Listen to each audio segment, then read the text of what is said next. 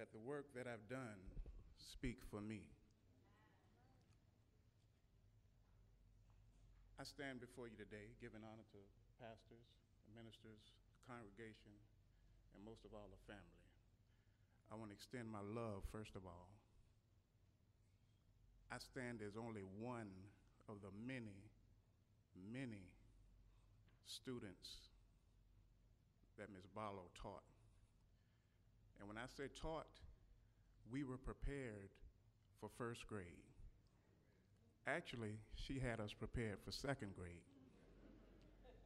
We came from a time where it was common for us to have our both parents working, grandparents as well. Our parents entrusted Ms. Barlow with their very prized possession, their future. I can't say enough about Ms. Barlow. I don't want to prolong the time. It's nowhere in the world I can wrap up her life. All I can say, she was a great humanitarian. She was a great mentor. She was a great friend. But she was also a firm believer that the groundwork, the foundation that she laid would somehow flourish into the many, many students who progressed in the many years and came back and thanked her.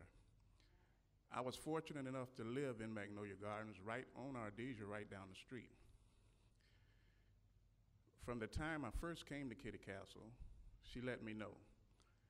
Even until this day, she told the same story. And I would be remiss if I didn't say and share this with you. She would call roll every morning.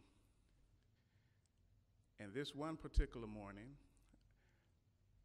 being a child and needing correction, she called my name. She said, "Julius White," and I did not answer. She called it again. She said, "Julius White." Then she came over to me and she said, "I know you hear me." And me with myself, I said, "I'm here. You see me, don't you?"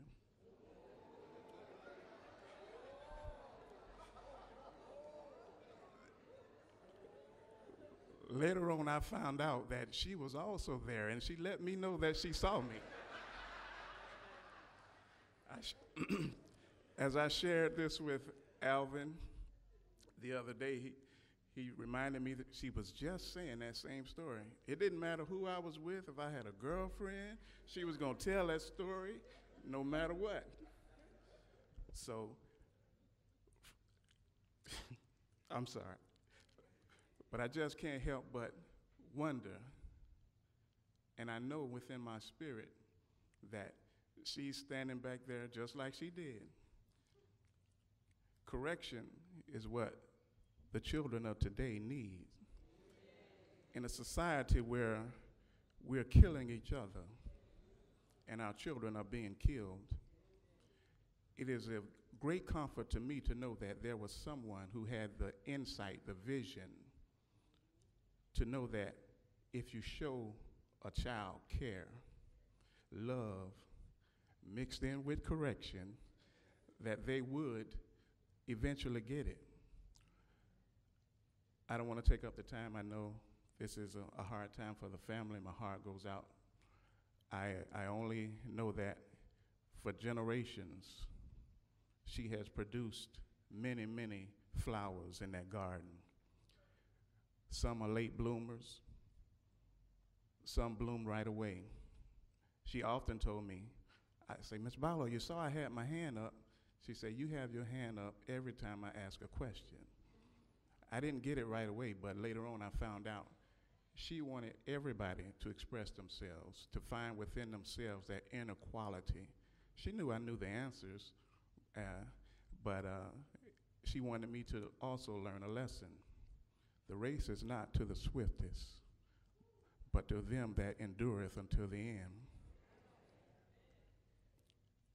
As I became a man and had my chance to spend talking with Miss Barlow from time to time because she was always in that yard. And if you passed by and she was in that yard, you were going to be pulling some weeds also. She made sure that you realized it. She gave her greatest gifts, her children. I don't know how they did it because she was mother to all of us. But she even made Alvin call her Miss Barlow while school was in. That just shows her fairness. I'm going to close by just expressing the thoughts that are left with me. Even now, she's teaching. Because when you stop by and Ms. Barlow's conversation changed, not just from, I know how you're doing well, but she wanted to know that you know the Lord. So the foundation was laid through teaching and discipline, respect, love, but she wanted to make sure that everyone knew that the Lord was their Savior. If you just lean on Him,